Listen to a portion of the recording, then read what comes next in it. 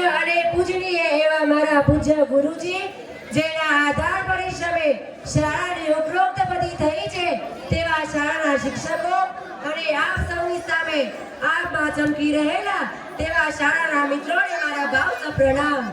મિત્રો, આજે હું તમને લેક્ચર, શબ્દો કે કોઈ અદેવા દેવા ઉપસ્થિત નથી થયો, પરંતુ આજે હું તમને આપના જીવનમાં મા બાપનું કેટલું મહત્વ છે તે સમજાવવા માટે અહીં આપ સૌની સામે ઉપસ્થિત થયો છું.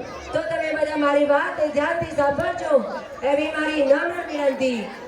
દીપ પ્રગટે ત્યારે પ્રકાશ મળી જાય, અગરબત્તી પ્રગટે ત્યારે ખુશ્બુ મળી જાય, જમવાનું મળે ત્યારે પેટ ભરાઈ જાય, પાણી મળે ત્યારે તરસ છીપાઈ જાય.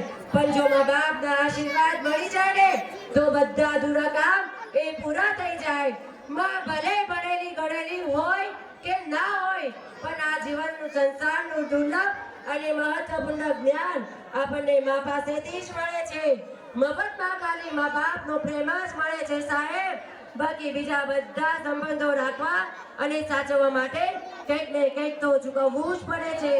મા બાપથી મોટું આ દુનિયામાં કંઈ જ નથી. દુનિયામાં અગર બધાથી અનમોલ કોઈ છે ને તો એ છે મા બાપ.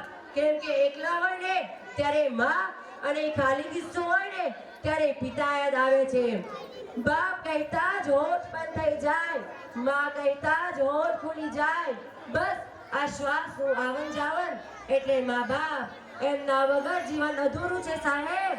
માં દુનિયાની ફક્ત એક જ એવી વ્યક્તિ છે કે જેને ક્યારે મોડું નથી થતું. મમ્મી, તને નહીં સમજાય. આ વાક્ય બોલતા પહેલા હજારો વાર વિચાર કરી લેજો સાહેબ. કેમ કે જ્યારે તમને બોલતા નતું આવડતું ને ત્યારે માત્ર એકને સમજાતું હતું. મંદિરમાં બેઠેલી માં આપોઆપ ખુશ થઈ જશે. બસ ખાલી તમે ઘરમાં બેઠેલી માને ખુશ રાખજો સાહેબ. માં દુનિયાની ફક્ત એક જ એવી વ્યક્તિ છે કે જે આપણને કઈ પણ ઉંમરે બાળક હોવાનો અહેસાસ કરાવે છે. માની દુઆ સાથે હશે ને ત્યારે સમય તો શું પણ નસીબ બદલાઈ જાય છે. માં દુનિયાની ફક્ત એક જ એવી વ્યક્તિ છે કે જે આપણને દુનિયા કરતા 9 મહિના વધારે ઓળખે છે.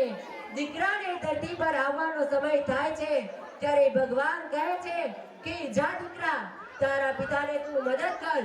પરંતુ જ્યારે દીકરીને ધરતી પર આવવાનો સમય થાય છે ત્યારે ભીની આંખે ભગવાન કહે છે કે જા દીકરી, તારા પિતાને હું મદદ કરીશ. લાગણીથી આપે એનું નામ બહેન, ઝઘડીને આપે એનું નામ ભાઈ, પૂછીને આપે એનું નામ પિતા. પરંતુ જો માગ્યા વગર આપે ને એનું નામ માં છે. રોટલીના 4 ટુકડા હોય અને ખાવાવાળા 5 હોય ત્યારે જે બોલે છે કે મને ભૂખ નથી લાગી એનું નામ માં છે. વિશ્વનું સૌથી સુવાળું ઓશીકું માનો ઘોડો છે.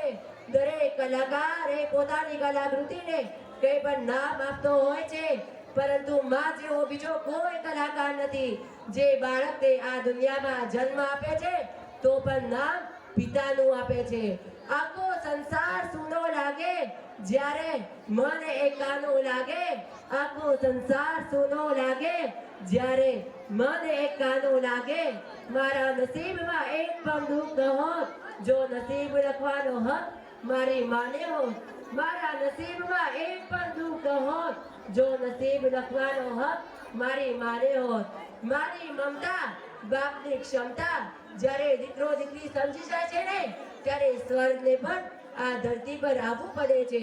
ऊपर जिसका अंत नहीं होता उसे आसमां कहते हैं. ऊपर जिसका अंत नहीं होता उसे आसमां कहते हैं. इस जहां पे जिसका दर्द नहीं होता उसे माँ कहते हैं. इस जहां पे जिसका दर्द नहीं होता उसे माँ कहते हैं. धन्यवाद. Best of luck. जय हिंद, जय भारत.